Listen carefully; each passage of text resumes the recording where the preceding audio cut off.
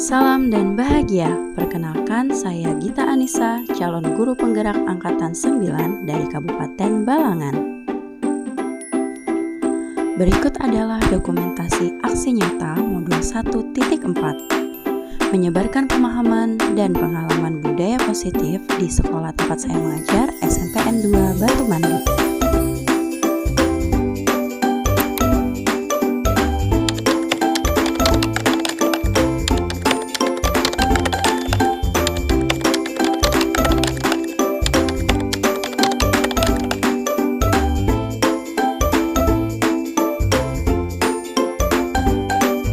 Assalamualaikum warahmatullahi wabarakatuh. Alhamdulillah, pada kesempatan kali ini kita semua bisa berkumpul bersama-sama di acara berbagi aksi nyata program pendidikan guru penggerak angkatan 9 oleh Ulun Gita Anissa SPD, calon guru penggerak angkatan 9. Bapak Ibu, izinkan Ulun untuk memberikan atau menyampaikan materi apa saja yang sudah Ulun pelajari selama Ulun berada di pendidikan guru penggerak angkatan 9. Nah, materi yang ingin Ulun bagikan kepada kalian adalah materi mengenai budaya positif.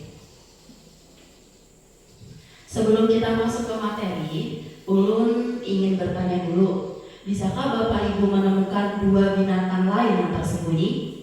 Ini adalah tes kejelian ya, dan tes fokus. Kalau ada silakan angkat tangannya. Pak Sapri ya? Yang di pohon ada apa Pak? Ada domba, satu sudah. Mana lagi? Iya Bu Sri? Burung di?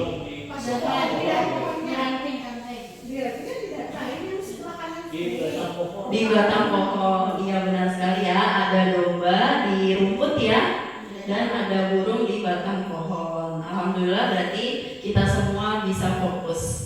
Kalau gitu kita akan masuk ke materi yang pertama. Nah, ini adalah kutipan dari Bapak Pendidikan Nasional kita, Ki Hajar Dewantara, yaitu anak adalah padi dan guru adalah petani. Menurut Ki Hajar Dewantara, maksudnya apa? Maksudnya mendidik anak menurut Ki Hajar Dewantara itu sama halnya dengan memelihara padi, dan kita seorang guru adalah petaninya. Petani tak akan dapat menjadikan padi yang ditanamnya itu tumbuh sebagai jagung atau harus berbuah di dalam 3 bulan pun tak dapat ia memeliharanya sebagai caranya memelihara tanaman kedelai. Jadi petani harus takluk pada kodratnya padi. Demikianlah pendidikan itu, kata Ki Hajar Dewantara. Sifatnya adalah menuntun, seperti petani yang menuntun padi untuk tumbuh. Jadi pendidikan itu seperti itu menurut beliau, akan tetapi besar faedahnya bagi hidup tumbuhnya anak-anak. Apa yang dimaksud dengan menuntun? Di dalam tubuhnya seorang anak itu samalah keadaannya dengan pemeliharaan tumbuhnya tanaman. Misalnya, kalau sebutir jagung yang baik dasarnya jatuh pada tanah yang baik juga, airnya banyak dan dapat sinar matahari, maka pemeliharaan padi tentu akan menambah baiknya tanaman. Jadi pemeliharaan dari petani ya itu akan menghasilkan tanaman yang baik. Tetapi kalau tak ada pemeliharaan, dibiarkan begitu saja, keadaan tanahnya tidak baik, tidak mendapatkan sinar matahari dan kekurangan air, maka biji jagung itu walaupun dasarnya baik, ya bibitnya sudah baik, tak akan dapat tumbuh baik karena pengaruh keadaan.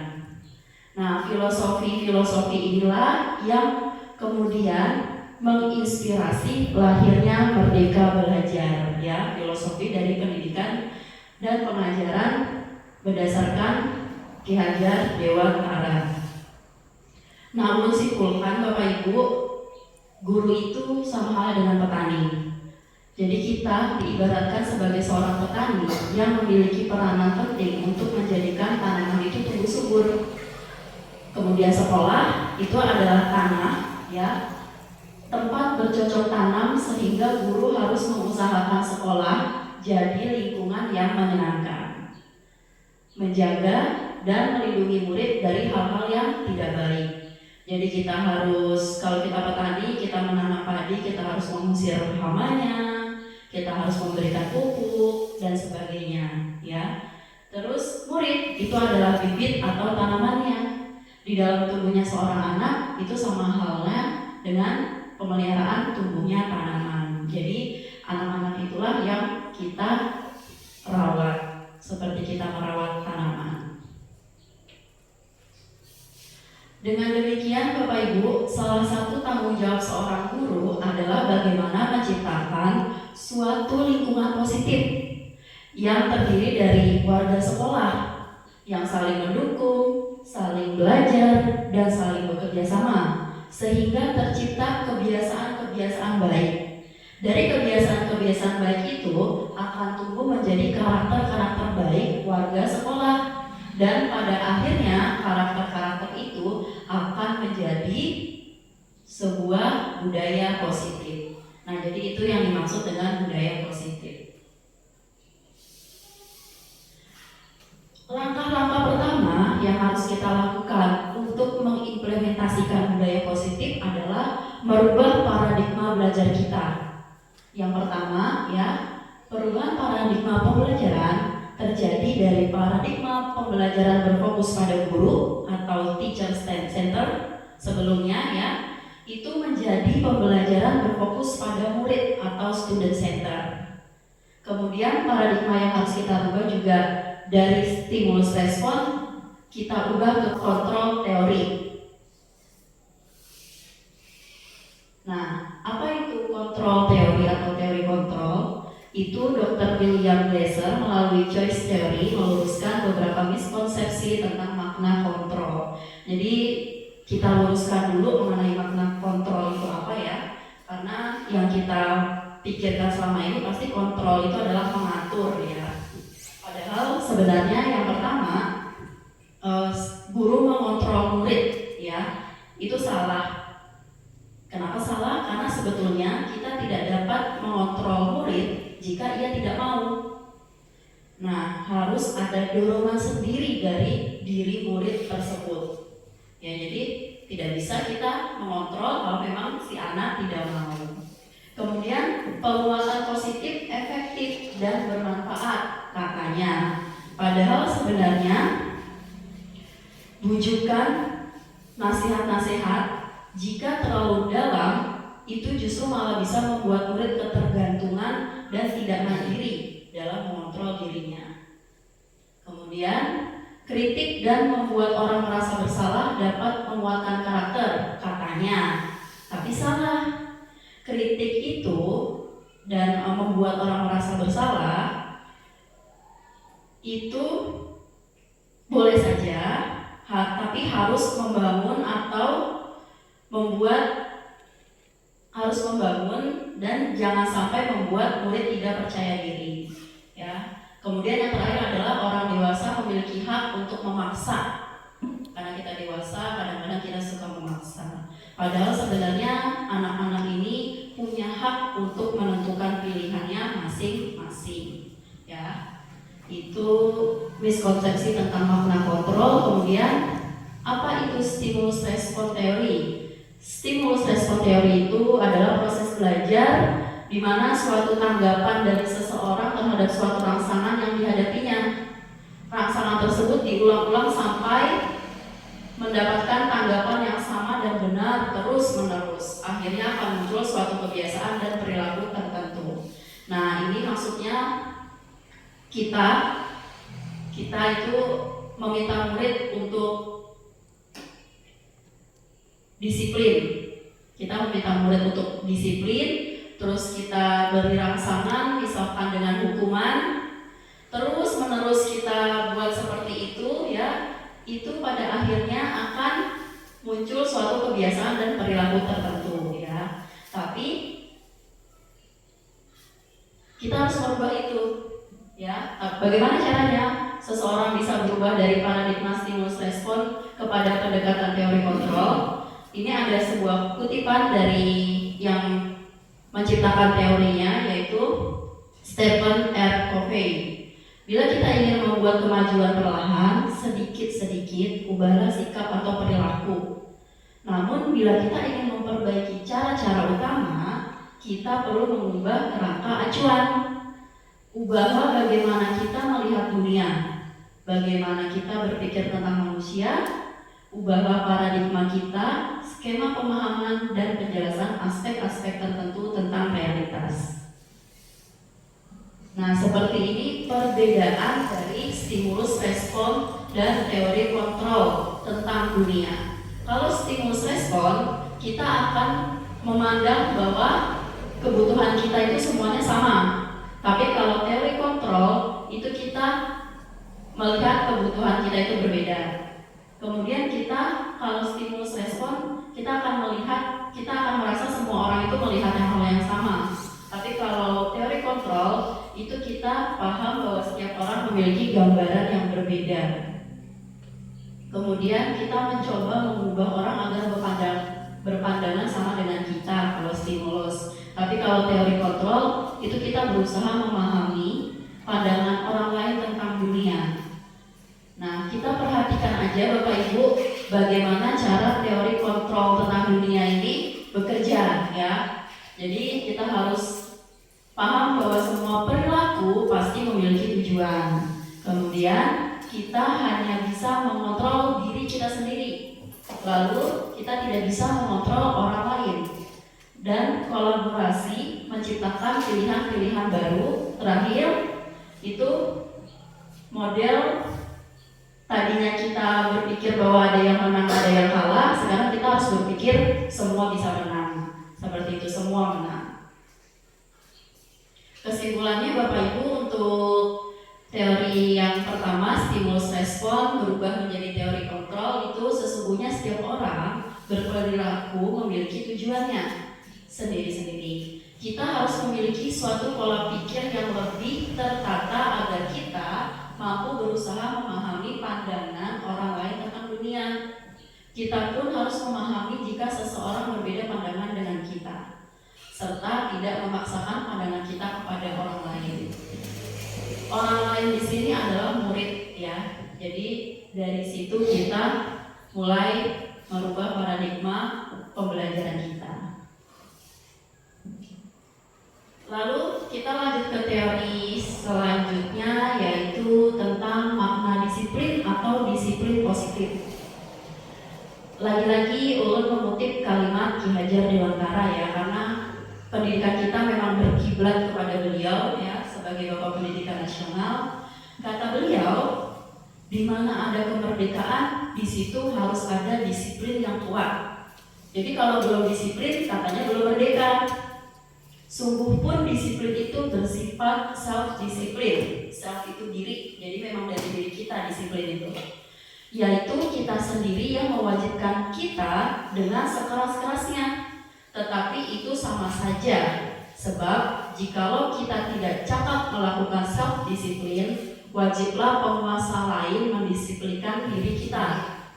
Jadi ada peranan juga nih dari orang yang lebih berkuasa ya. Dan peraturan demikian itulah harus ada di dalam suasana yang merdeka. Jadi disiplin itu ada dalam merdeka. Emang merdeka itu apa? Nah, kalau kata Ki Hajar, merdeka itu tidak hanya terlepas dari perintah, akan tetapi juga cakap membuat perintah kepada diri sendiri. Artinya bisa mengatur dirinya sendiri. Pemikiran Ki Hajar ini sejalan dengan pandangan Diane Gosen. Diane menyatakan bahwa arti kata disiplin itu dari bahasa Latin, yaitu disiplina, yang artinya belajar. Disiplin itu artinya belajar atau mempelajari bagaimana cara kita mengontrol diri. Dengan kata lain, seseorang yang memiliki disiplin diri berarti mereka bisa bertanggung jawab terhadap apa yang dilakukannya. karena mereka mendasarkan tindakan mereka pada nilai-nilai kebajikan universal. Nah, salah satu nilai-nilai kebajikan yang ingin dicapai oleh setiap anak Indonesia atau yang kita punya itu adalah profil pelajar Pancasila.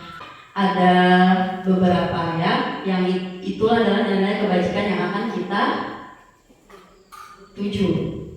Nah, ini ada sebuah pertanyaan reflektif tentang budaya positif atau disiplin positif. Bila di sekolah kita, Bapak Ibu, itu tidak ada aturan yang memberikan surat teguran bagi karyawan yang sering datang terlambat, atau tidak ada juga atasan yang memberikan penghargaan kepada karyawan terbaik karena sering datang tepat waktu, apakah kita akan tetap datang tepat waktu untuk mengajar murid-murid kita? Tetap ya. Ada yang bisa menjelaskan alasannya?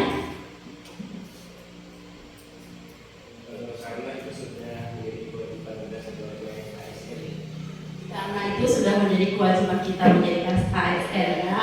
Terima kasih Mas Safri atas tanggapannya. Iya, jadi itu adalah motivasi perilaku manusia ya. Diane Gosen dalam bukunya itu menyatakan ada 3 motivasi perilaku manusia. Yang pertama, untuk menghindari ketidaknyamanan atau menghindari hukuman.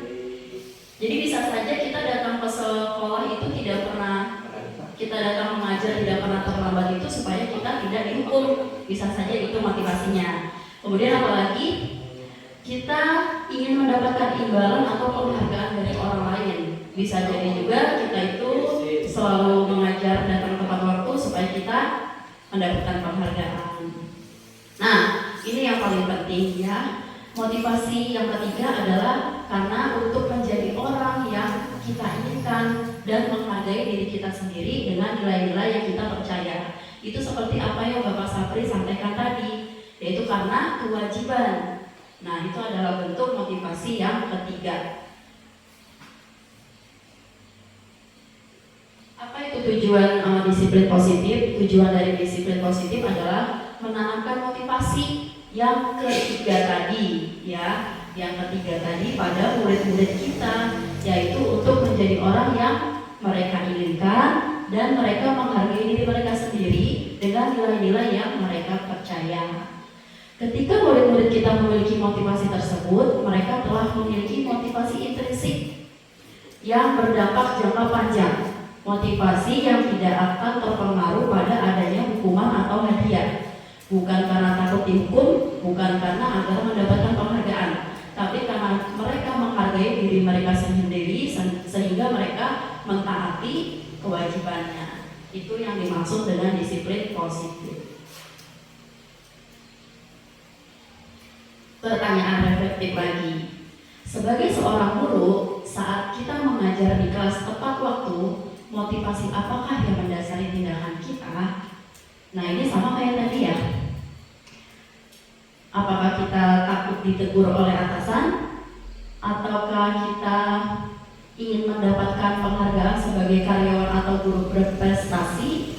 Atau kita ingin menjadi orang yang menghargai waktu, menghargai diri sendiri sebagai teladan murid, karena kita percaya tindakan kita itu sebagai guru akan dicontoh oleh murid-murid kita. Manakah motivasi yang paling kuat mendasari tindakan kita, atau bahkan kombinasi dari dua atau bahkan ketiganya? Bisa jadi karena kita itu memang termotivasi dari dalam, bisa jadi kita juga mengharapkan imbalan, dan bisa jadi kita juga takut dihukum. Ketiganya bisa saja terjadi ya.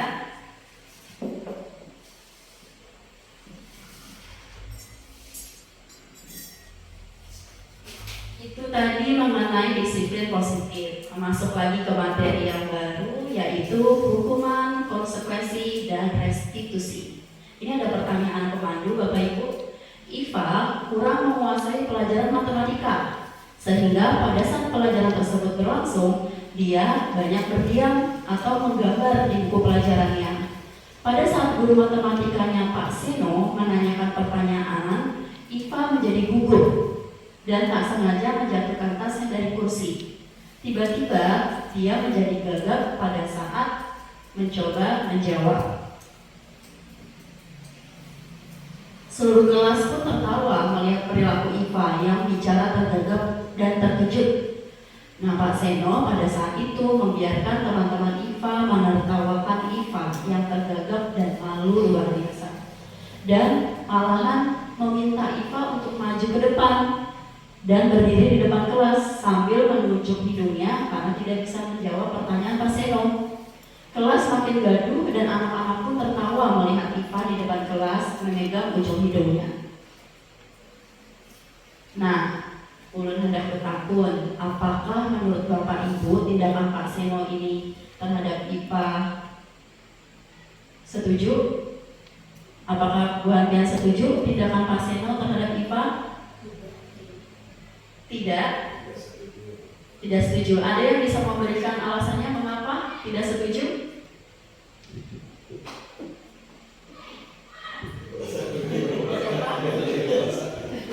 Ini kita sharing-sharing aja Bapak Ibu lah. Sharing sambil bertukar pikiran karena bisa jadi bukan ulun yang memberikan pelajaran ke Bu Tian, tapi Bu Tian yang memberikan pengalaman kepada ulun. Siapa yang bisa memberikan alasannya kenapa tindakan Pak Seno itu tidak benar? Oke, Bu Sri, silakan Bu. Terima kasih Ibu Gita. Untuk yang pertanyaan pertama, apakah Anda setuju dengan tindakan Pak Seno terhadap IPA?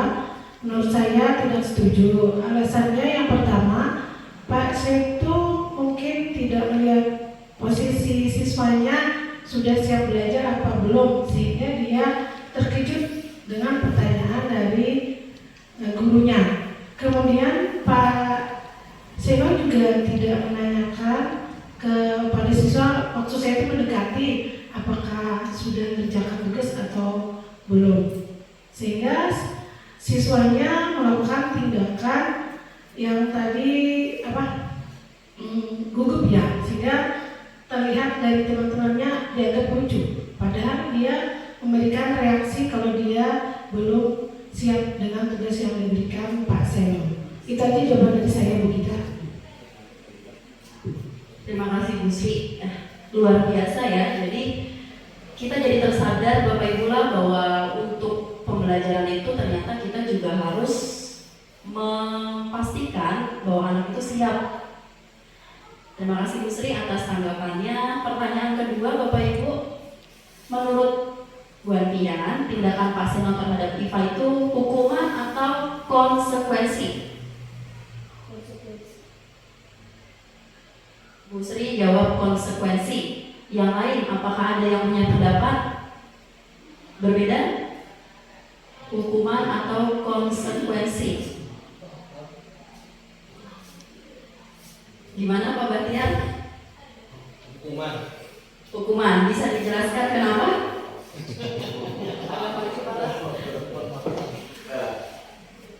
Apa aja?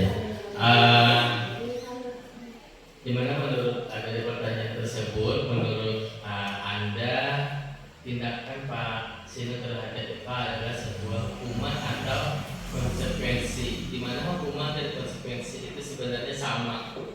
Nah, karena kan itu atau ya, kalau seandainya hukuman dan konsekuensi berarti hukuman dan konsekuensi memiliki arti yang berbeda. Tapi kalau atau itu sama.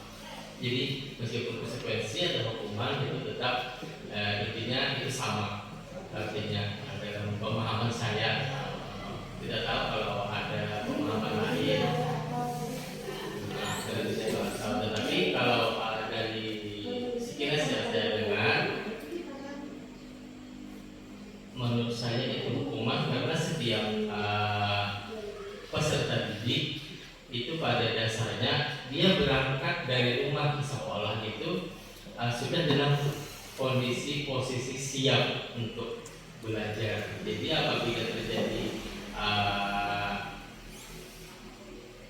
apabila terjadi sesuatu yang tidak diinginkan atau dari karakter dia yang melenceng dari prinsip dari guru mata pelajaran tersebut di jam pelajaran Pak Seno misalnya, itu beliau memberikan memberikan hukuman terhadap peserta didik yang melanggar aturan, karena setiap pengajar, setiap guru itu memiliki prinsip sendiri-sendiri di kelasnya mereka masing-masing.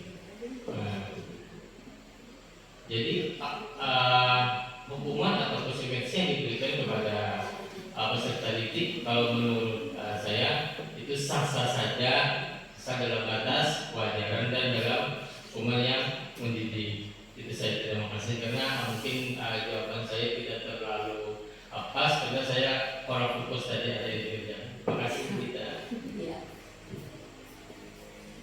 Iya, terima kasih, sudah luar biasa sekali Pak Batiar pendapatnya ya. Jadi ada dua pendapat yang berbeda yang ulun dapatkan nih. Kalau Bu Sri bilang itu konsekuensi, kalau Pak Batiar bilang itu hukuman. Nah, terus tadi juga Pak Batiar menyinggung nih tentang makna dari hukuman dan konsekuensi ya, apakah sama atau berbeda. Nah, kalau dari materi yang ingin ulun sampaikan, tindakan terhadap suatu pelanggaran pada umumnya berbentuk hukuman atau konsekuensi. Itu persamaan dari hukuman dan konsekuensi, yaitu mereka sama-sama tindakan yang disebabkan suatu pelanggaran ya. Dalam kesempatan ini, kita akan diperkenalkan program disiplin positif yang dinamakan restitusi. Oh, jadi ada yang baru lagi nih Bapak Ibu, selain hukuman dan konsekuensi. Kita coba pelajari ya tentang restitusi. Apa sih perbedaan hukuman, konsekuensi, dan restitusi? Nah, coba kita lihat. Kalau hukuman itu paling atas ada tulisan identitas gagal. Tapi kalau konsekuensi dan restitusi itu di atasnya, di kolom atasnya ada kata disiplin dan ada identitas sukses. Maksudnya seperti apa? Maksudnya hukuman itu sesuatu yang menyakitkan harus dialami, harus terjadi. Kemudian tidak nyaman untuk murid atau untuk jangka waktu panjang. Kemudian korban akan merasa korban mendapatkan keadilan. Ya, misalkan ada dua belah pihak yang berselisih, yang menjadi korban merasa adil. Kemudian anak atau murid akan tersakiti, perilaku akan agresif. Kemudian sistem tidak akan berjalan bila murid tidak takut. Walaupun dihukum kayak apapun, murid yang tidak takut tetap aja dia tidak taat gitu. Tujuan kita tidak akan tercapai.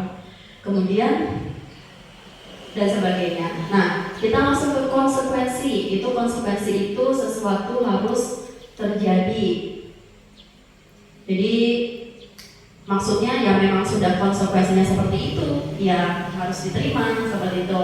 Terus tidak nyaman untuk murid dalam jangka waktu pendek.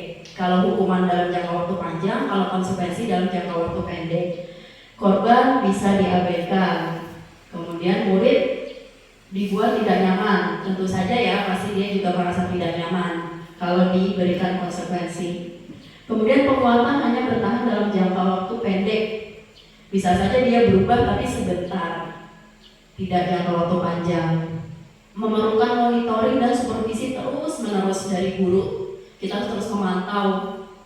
Itu tadi konsekuensi. Dan kalau restitusi, nah restitusi ini yang baru, teori baru bagaimana? Nah, restitusi ini merupakan pilihan. Kemudian menguatkan murid dalam jangka waktu panjang. Korban mendapatkan ganti, terus murid mendapatkan penguatan, masalah bisa terpecahkan, murid belajar tanggung jawab, fokus pada pemecahan masalah dalam jangka waktu panjang, dan sebagainya. Ini dia Bapak Ibu perbedaannya ya. Hukuman, konsekuensi, dan restitusi. Hukuman itu bersifat tidak terencana atau tiba-tiba. Anak atau murid tidak tahu apa yang akan terjadi, dia tidak dilibatkan. Hukuman bersifat satu arah dari pihak guru yang memberikan, dan murid hanya menerima suatu hukuman tanpa melalui suatu kesepakatan atau penghargaan dari pihak guru, baik sebelum atau sesudahnya. Ya, jadi tiba-tiba. Kalau konsekuensi itu sudah terencana atau sudah disepakati, biasanya sudah dibahas dan disetujui oleh murid dan guru.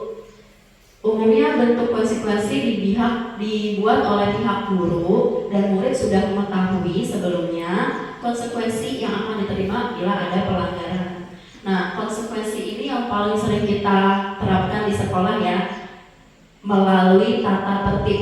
Dan biasanya kalau melanggar tata tertib itu akan mendapatkan poin. Tata tertib dan poin itu dibuat oleh guru tetapi murid tahu. Ya, itu namanya konsekuensi. Sekarang ulun bertanya dulu.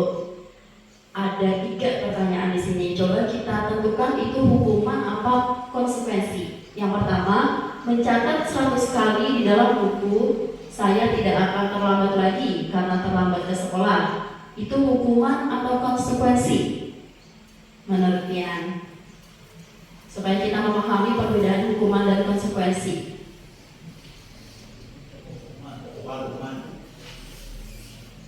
Hukuman. Ada yang berpendapat lain? Sanksi kata Bapak BK kita. Hukuman. Wah, Pak Sapri kalah nih.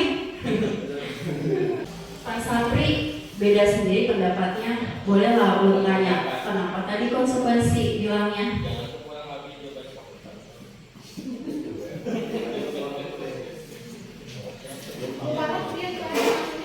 Terima kasih kepada Ibu kita yang sudah memberikan paparannya. Nah, di situ kan ada mencatat 100 kali di dalam buku kalimat saya tidak akan terlambat lagi karena terlambat ke sekolah. Seorang siswa itu kan kalau keseringan terlambat itu berkaitan dengan sanksi terhadap dirinya sendiri. Nah, jadi kalau siswa tersebut mencatat 100 kali dalam buku catatannya, diharapkan kalimat tersebut dapat menyadarkan dirinya agar tidak terlambat lagi ke sekolah. Nah, itu saja Bu, terima kasih. Terima kasih Pak Sapri atas pendapatnya. Jadi Bapak Ibu yang benar ya, yang benar itu adalah sanksi atau konsekuensi. Kenapa? Karena kalau hukuman itu bersifat fisik maupun psikis. Nah, kita perlu garis bawahi itu kalau hukuman itu bersifat fisik dan psikis. Tapi kalau konsekuensi itu bersifat data, artinya dapat diukur. Contohnya ini 100 kali di dalam buku. Tapi kalau hukuman itu yang bersifat fisik, mengganggu fisik atau psikis. Kita lanjut ke pertanyaan kedua. Lari mengelilingi lapangan basket 2 kali karena terlambat hadir di sekolah. Hukuman atau konsekuensi? Hukuman. Ini seperti apa yang lo bilang tadi ya, kalau hukuman itu sifatnya fisik atau psikis. Terakhir, membersihkan coretan yang dibuatnya di meja tulis. Hukuman atau konsekuensi?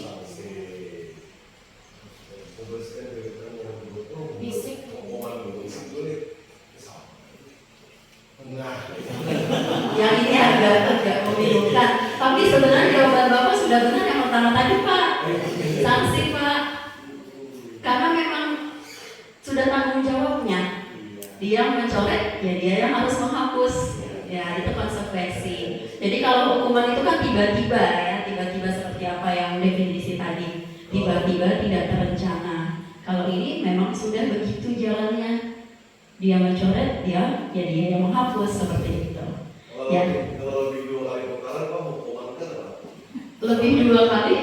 Hukuman 2 kali hukumannya. Iya. Pakai pangkat kayak di. Alhamdulillah kita sudah memahami tentang hukuman dan konsekuensi.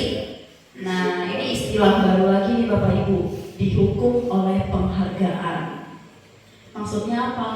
Gini, saat kita berulang kali menjanjikan hadiah kepada anak-anak agar berperilaku bertanggung jawab, atau kepada seorang murid agar mempelajari sesuatu yang baru, atau kepada seorang karyawan agar melakukan pekerjaan yang berkualitas, itu kita sedang berasumsi bahwa mereka tidak dapat melakukannya atau mereka tidak akan memilih untuk melakukannya. Jadi dari sejak awal kita sudah beranggapan bahwa anak tidak bisa. Yuk, coba nanti ibu kasih hadiah. Padahal kalau anak itu kita yakin bisa, tidak perlu diberikan hadiah, ya kan? Nah, ini kata Alfikon. Alfikon mengemukakan baik penghargaan maupun hukuman itu adalah cara-cara mengontrol perilaku seseorang yang sebenarnya menghancurkan potensi untuk pembelajaran yang sesungguhnya. Karena hasil yang mereka dapatkan dari apa yang mereka pelajari itulah sebenarnya sebuah penghargaan.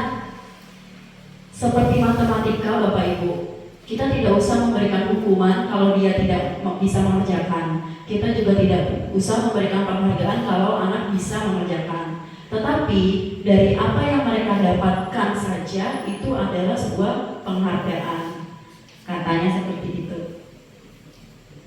Alfikon mengemukakan beberapa pertanyaan dari hasil penelitian ya mengenai penghargaan yang nilainya sama dengan menghukum seseorang. Yang pertama, pengaruh jangka pendek dan jangka panjang. Jadi penghargaan itu efektif jika kita menginginkan seseorang melakukan sesuatu yang kita inginkan dalam jangka waktu pendek. Dalam jangka waktu pendek saja, tidak terus-menerus. Kemudian kita menggunakan penghargaan lagi, maka orang tersebut akan bergantung pada penghargaan yang diberikan serta kehilangan motivasi dari dalamnya.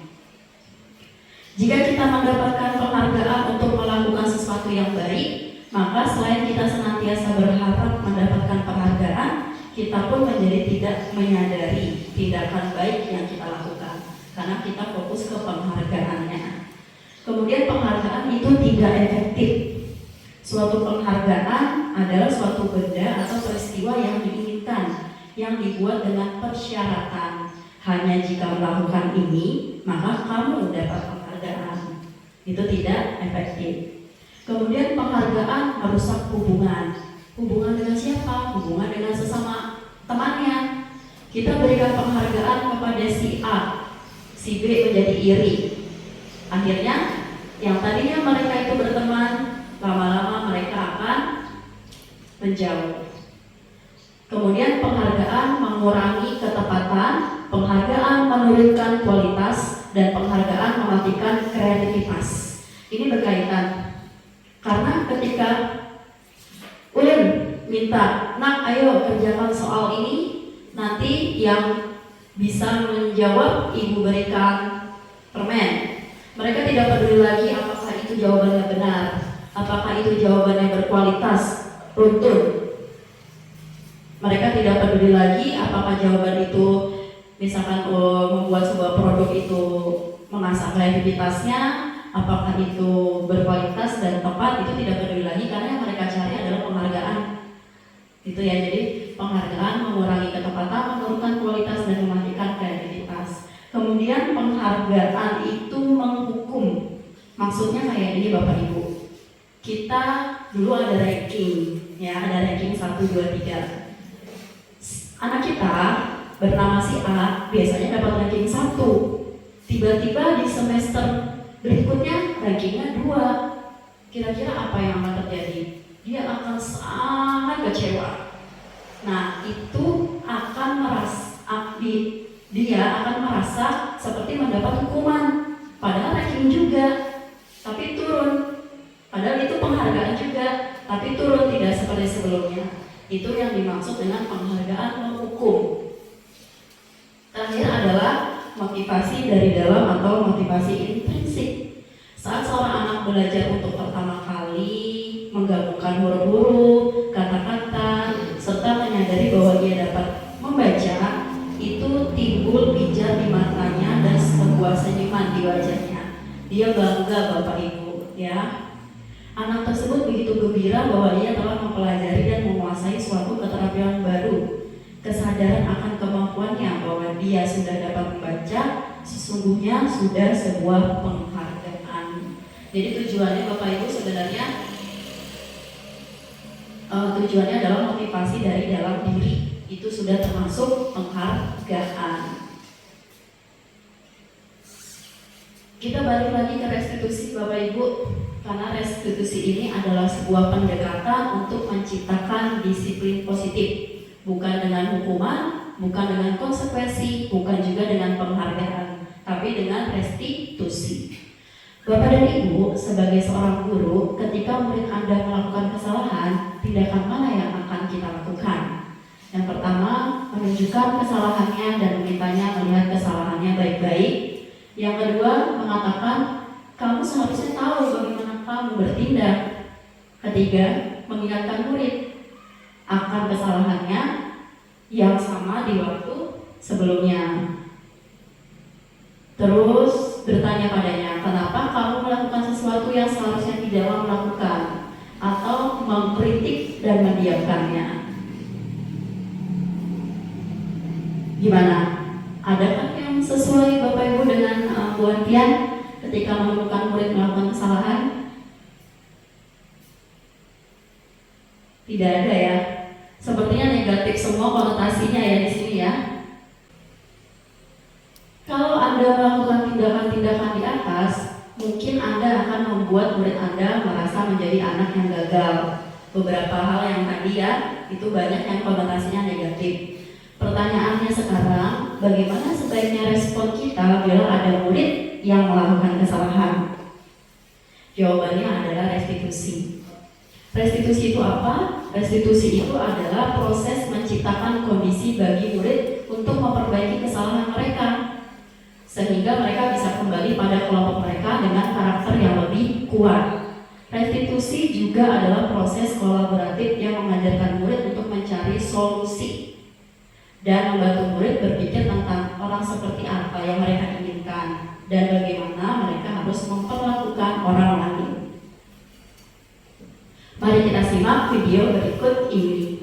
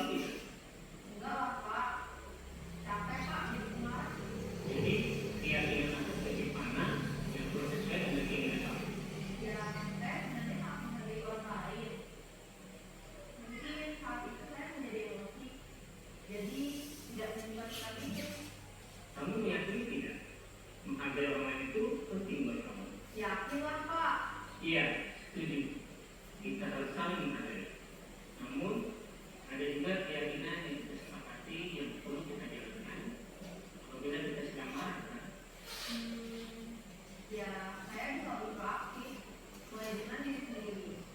Saya bisa jadi lebih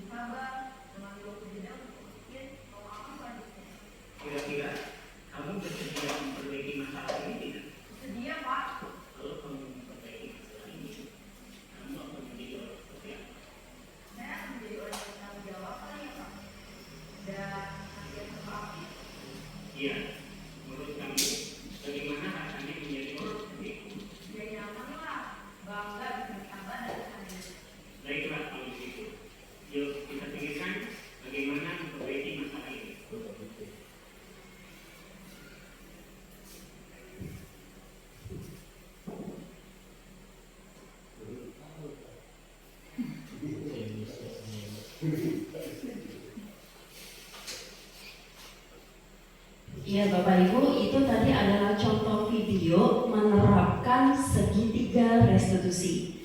Dalam restitusi itu ada pendekatan yang namanya segitiga restitusi ya. Segitiga itu memiliki 3 sisi, sama dengan restitusi. Ada 3 langkah juga yang harus diambil. Di sisi pertama, itu kita menstabilkan identitas. Jadi tadi Bapak gurunya pertama-tama menstabilkan identitas muridnya dulu dengan berperan menggeser identitas murid dari identitas gagal ke identitas sukses. Nah, menstabilkan identitas ini berprinsip dari membuat kesalahan adalah bagian dari proses pembelajaran. Nah, ini kita tidak boleh mengkritik murid yang sedang mengalami identitas gagal. Jadi dia sudah salah, kita salah-salahkan. Nah, itu kurang tepat. Seharusnya kita stabilkan dulu identitasnya. Nah, di menstabilkan identitas ini Bapak Ibu, contoh pertanyaannya itu seperti ini. Membuat kesalahan itu sesuatu yang wajar. Jadi anak yang tadinya merasa gagal, kita buat dia sukses dulu. Kemudian manusia itu tidak ada yang sempurna. Kemudian kita bisa memperbaiki masalah ini. Ibu atau bapak tidak menanyakan kesalahannya, tetapi fokus memperbaiki masalah ini. Apakah saat ini kamu tengah menjadi orang yang baik untuk dirimu sendiri? Sisi yang kedua itu validasi tindakan yang salah. Ini berdasarkan prinsip setiap perilaku itu berupaya untuk memenuhi suatu kebutuhan tertentu. Guru akan bergeser dari pemikir stimulus respon menjadi proaktif, mengenali dan mengakui kebutuhan murid. Ini dapat memperbaiki hubungan dengan murid. Kemudian pernyataan atau pertanyaan disampaikan dengan nada suara tidak menghakimi atau tidak memojokkan. Contoh pertanyaannya, kamu bisa saja bertindak lebih gegabah dari ini, tetapi kamu tidak. Kamu bukan melakukannya tanpa suatu alasan tertentu. Kamu melakukannya karena mempertahankan sesuatu yang penting bagimu.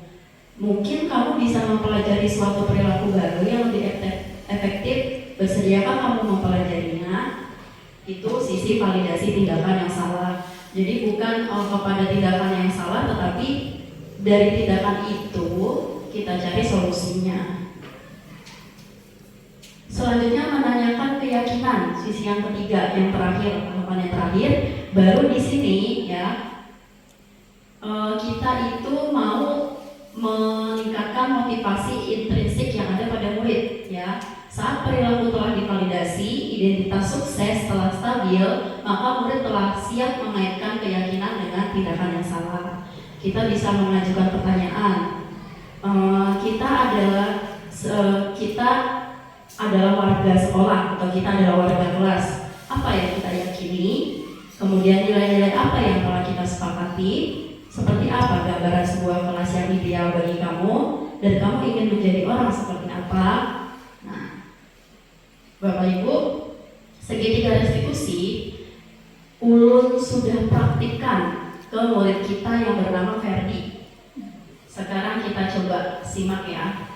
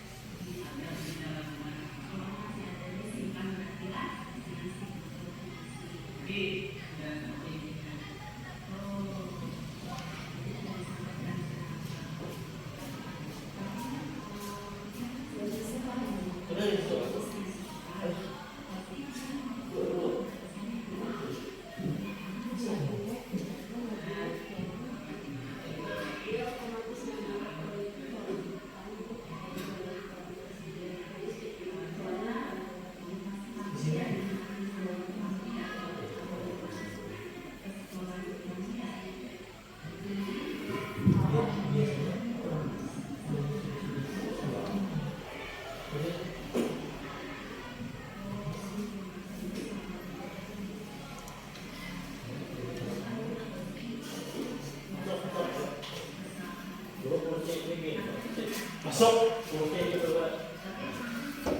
Itu situ ada oh.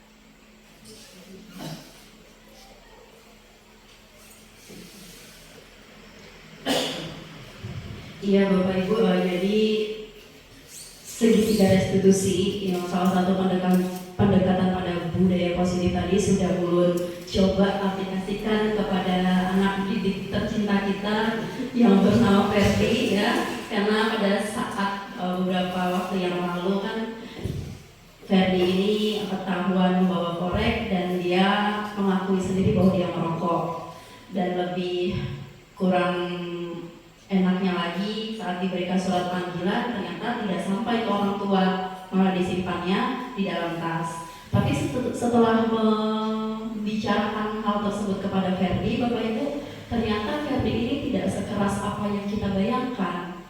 Ternyata dia bisa saja kalau kita buat jujur, kita buat terbuka, kita buat untuk sadar atas perilaku yang tidak sesuai yang sudah dia lakukan.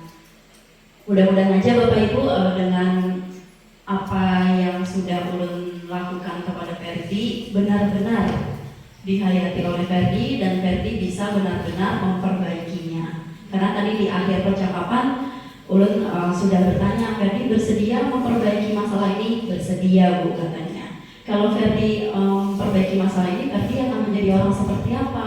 Saya menjadi orang baik Bu, saya senang, saya tidak seperti dulu lagi, katanya seperti itu. Mudah-mudahan Bapak Ibu lah itu benar-benar dihayati oleh Ferdi.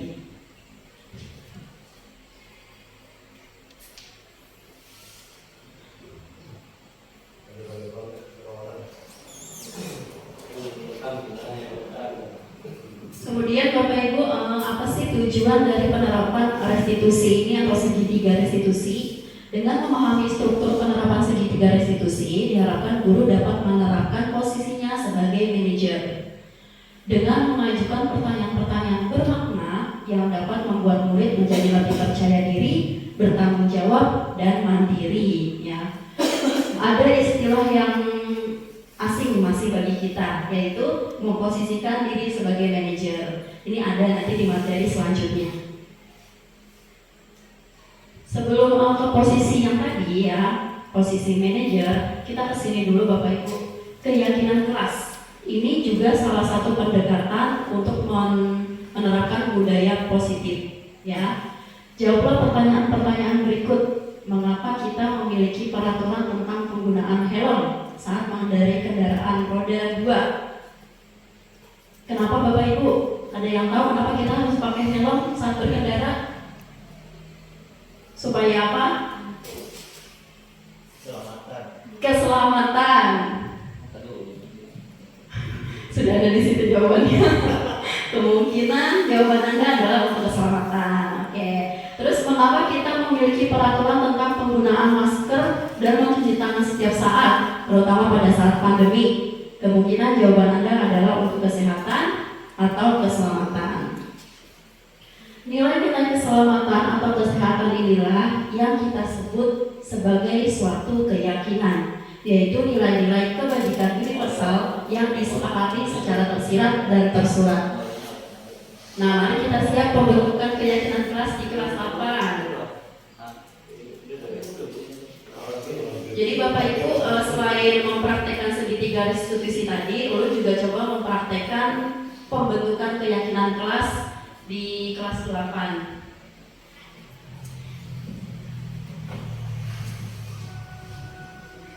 Pertama-tama ulun berikan pengarahan dulu kepada siswa tentang nilai-nilai kebajikan seperti keselamatan, contohnya pada saat menggunakan helm. Kemudian nilai-nilai kesehatan tadi ulun sampaikan dulu. Kemudian ulun membagikan post-it kepada anak-anak. Di situ ulun meminta mereka menuliskan sekolah seperti apa sih yang mereka inginkan. Mereka tulis di situ. Ada yang menginginkan sekolah yang saling menghargai, ada yang menginginkan sekolah yang bersih, dan Ferdi itu menjawab menginginkan kipas angin. Faldi menulis menginginkan AC. Beda sendiri jawabannya. Iya. Terus ditempel di karton. Kita pilih-pilih Bapak Ibu yang mana yang bisa. Sebenarnya semuanya dulu, tampung semuanya dulu. Tapi nanti dijadikan satu sebagai benang merah. Ulun catat dulu semuanya. Nah, sudah jadi nih Bapak Ibu keyakinan kelasnya, kita tanda tangani bersama. Ya, karena ini adalah kesepakatan bersama yang membuat mereka sendiri berdasarkan keinginan mereka.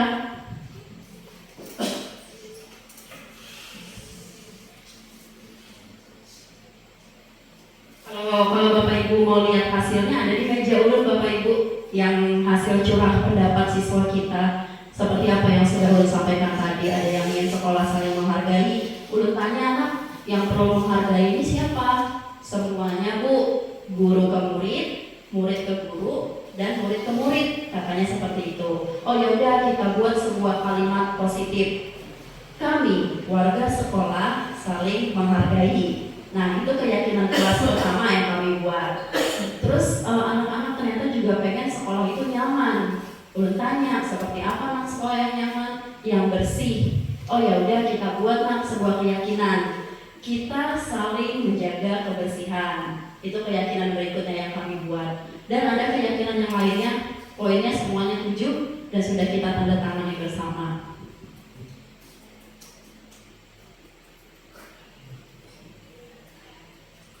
Nah, kita masuk ke kebutuhan dasar manusia.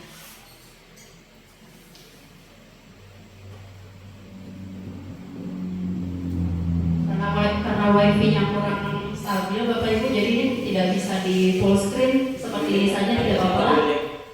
Kebutuhan dasar manusia, Bapak Ibu, ulun mau bertanya dulu. Ini ada pertanyaan tematik. Ibu Ambar, guru wali kelas 2 di SD Pelita Hati, sedang bingung menghadapi salah satu murid di kelas namanya Doni. Beberapa anak di kelas 2 telah datang padanya dan mengeluhkan Doni sering meminta bekal makan siang dengan paksa. Nah, jika Anda mengalami situasi seperti ini, apa yang akan kalian lakukan? Mengapa Doni melakukan itu? Nah, kebutuhan dasar manusia yang menjadi alasan Doni melakukan itu. Yang pertama adalah kebutuhan bertahan hidup. Ini mencakup tentang makanan. Jadi kenapa Doni melakukan itu? Kalau memang kebutuhan dasarnya adalah bertahan hidup, berarti Doni ini sedang lapar dan orang tuanya tidak membawakan bekal makan siang. Nah, kebutuhan akan kasih sayang dan rasa diterima. Kebutuhan kasih sayang dan rasa diterima ini meliputi kebutuhan akan hubungan dan koneksi sosial. Misalkan Doni ini alasannya karena mengambil bekal temannya ini karena dia merasa senang, temannya jadi memperhatikan dia, oh berarti si Doni ini butuh kasih sayang dan butuh diterima. Selanjutnya penguasaan. Nah, ini tentang kekuatan untuk mencapai sesuatu. Dalam kasus Doni tadi, misalkan dia membutuhkan penguasaan, berarti dia ini merasa hebat karena temannya jadi takut dengan dia dan menuruti keinginannya, makanya dia berbuat seperti itu. Kebutuhan selanjutnya adalah kebebasan. Ya, kebebasan ini tentang memiliki pilihan dan mampu mengendalikan arah hidup seseorang. Jadi mereka ingin punya pilihan. Bila jawaban Doni dalam kasus tadi itu adalah ia merasa bosan dengan bekal yang dibawakan ibunya, makanya dia ngambil bekal temannya, itu berarti dia butuh kebebasan. Dia sedang berusaha memenuhi kebutuhan akan kebebasan. Selanjutnya kesenangan. Nah, bila Doni tadi menjawab dia bersenang-senang, dia iseng karena dia ingin melihat wajah teman-temannya yang kesal, oh berarti dia ini butuh kesenangan. Jadi Bapak Ibu, sama halnya dengan anak-anak kita, ya pasti dalam melakukan sesuatu dia punya kebutuhan, ada alasan dibalik itu semua. Ada kebutuhannya itu kalau berdasarkan teori ini ada 5 ya, yang udah sampaikan tadi. Selanjutnya Bapak Ibu ada 5 posisi kontrol. Nah, ini langsung aja kita lihat ke videonya ya Bapak Ibu ya. Ini tadi sudah ada manajer. Nah, ini ada kaitannya dengan ini.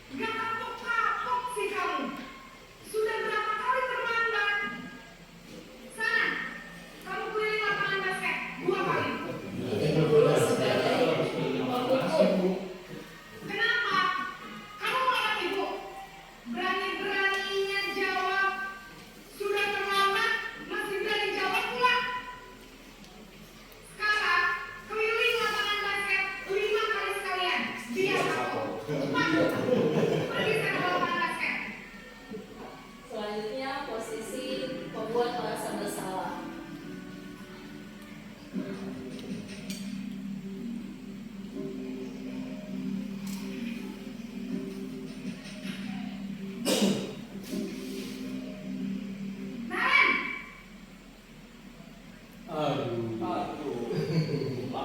Selamat pagi, Bu. Naren, kamu kenapa terlambat lagi, nak? Ya Tuhan, Naren, kamu senang ya bikin ibu susah ya? Kalau kamu terlambat lagi, nanti ibu yang ditegur bapak kepala sekolah, nak. Bisa ibu tidak bisa menghina kamu. Duh, gimana ini? Maaf, Bu. Duh, Gusti Naren, kamu suka ya kalau ibu ditegur bapak kepala sekolah? Terus, sekarang ibu harus tulis apa yang di buku absen? Ini kamu sudah sering terlambat loh. Ibu harus apa coba? Maaf, Bu. Maaf sekali. Ya sudah, lain kali jangan bikin ibu susah lagi ya, nak ya. Ibu tidak akan kuat lagi kalau kamu gini terus. Bisa jatuhkan kalau ibu ditegur bapak kepala sekolah.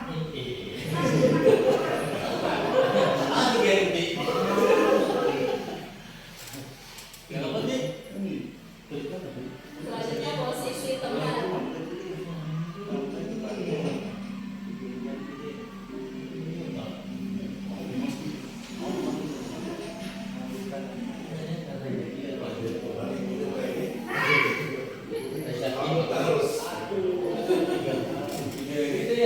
Selamat pagi, Bu.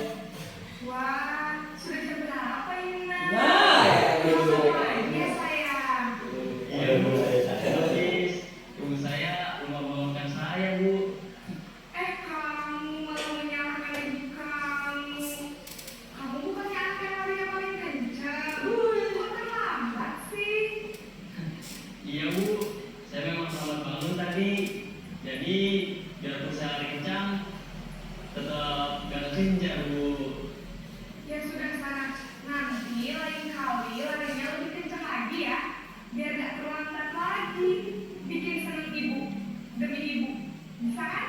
Bisa lah, Bu. Ya sudah sekarang masuk kelas. Ibu beresin urusan absen kamu. Kamu ini ada-ada saja. Keempat, posisi pemantau.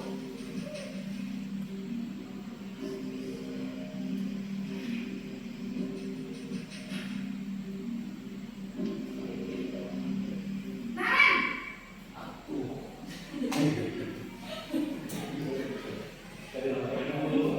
Naren, apa peraturan sekolah kita tentang jam berapa kita harus masuk sekolah? Kita harus di sekolah jam 7, Bu. Iya betul, sekarang sudah jam 7.20. Naren sudah tahu konsekuensinya jika terlambat hadir. Paham, Bu? Saya harus tinggal kelas pas jam istirahat selama 20 menit. Iya benar, konsekuensinya demikian. Jadi nanti jam 9.30 pas istirahat, kamu harus tinggal di kelas, kerjakan tugas tambahan untuk ketertinggalan kamu, ya? Baik, Bu. Terakhir, posisi manajer.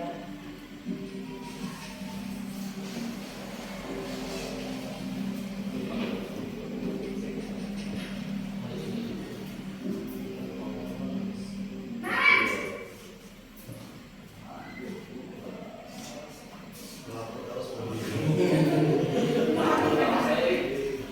Maaf, Bu. Saya terlambat. Iya, sekolah masuknya jam 7, sekarang sudah jam 7.20. Jadi sekarang bagaimana ini, Naren? Maaf, Bu. Saya lupa setel alarm saya semalam.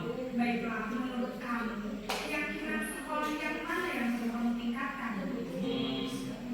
Menghargai diri sendiri dan orang lain tidak, Bu. Setuju. Jadi, apakah Naren meyakini prinsip saling menghormati tersebut? Iya, Bu. Saya meyakininya. Apakah Naren bersedia memperbaiki masalah keterlambatan ini? Bersedia, Bu. Bagaimana kamu akan memperbaiki masalah keterlambatan ini? Saya akan coba untuk tidak lupa menyetel alarm saya, Bu. Baik, kalau Naren mau menyetel alarm di rumah, ada orang yang kira-kira bisa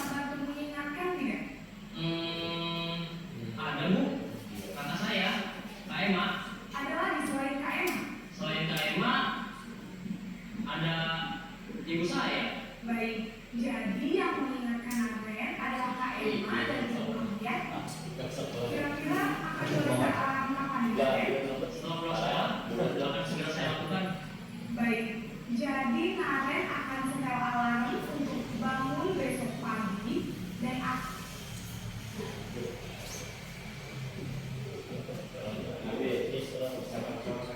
Sudah, jadi ada 5 Bapak Ibu lah posisi kontrol kita sebagai guru.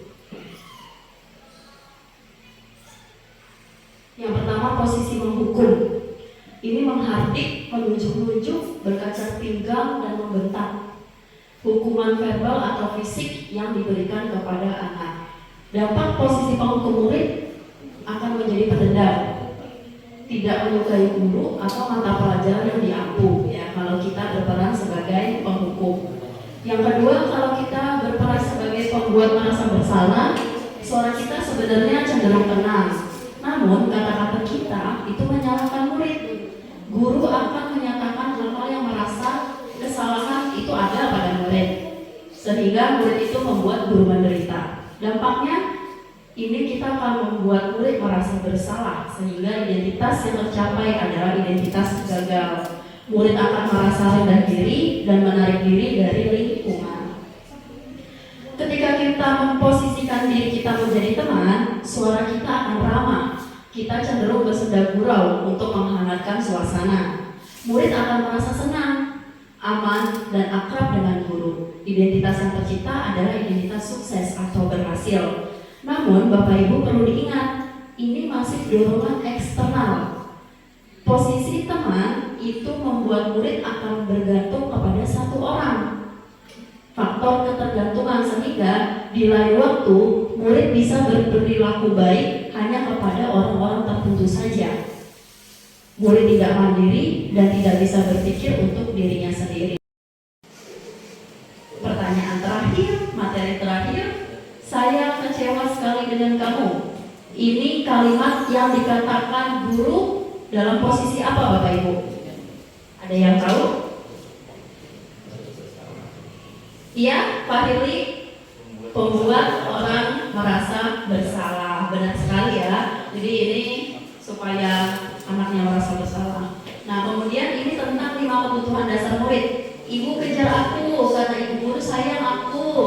Kira-kira apa kebutuhan anak ini? Ibu kejar aku, kata ibu guru sayang aku. Apa Pak? Cinta dan kasih sayang. Kesenangan. Ibu kejar aku. Ibu kan sayang sama aku gitu. Yang mana kira-kira?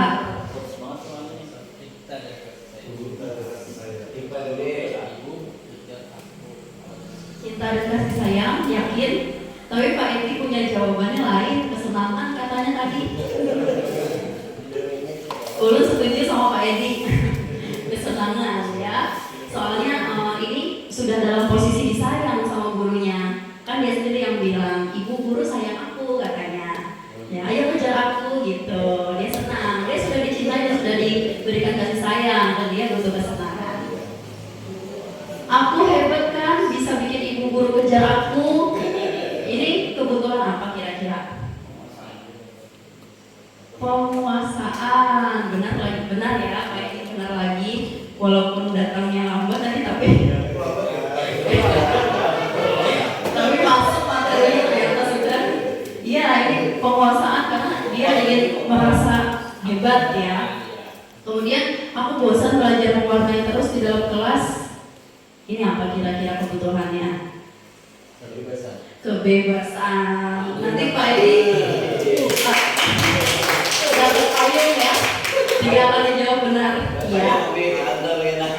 Alhamdulillah Bapak Ibu selesai juga materi berakhir materi yang ulun sampaikan pada hari ini. Mudah-mudahan kita bisa saling berefleksi Bapak Ibu ya dengan beberapa hal yang sudah kita dapatkan hari ini.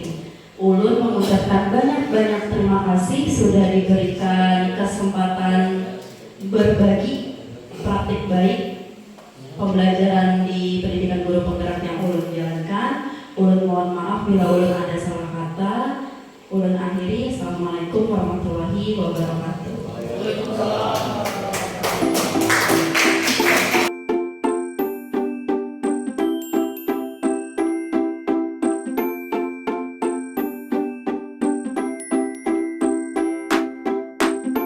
Tak ada gading yang tak retak, tapi jangan menyerah ya untuk tergerak.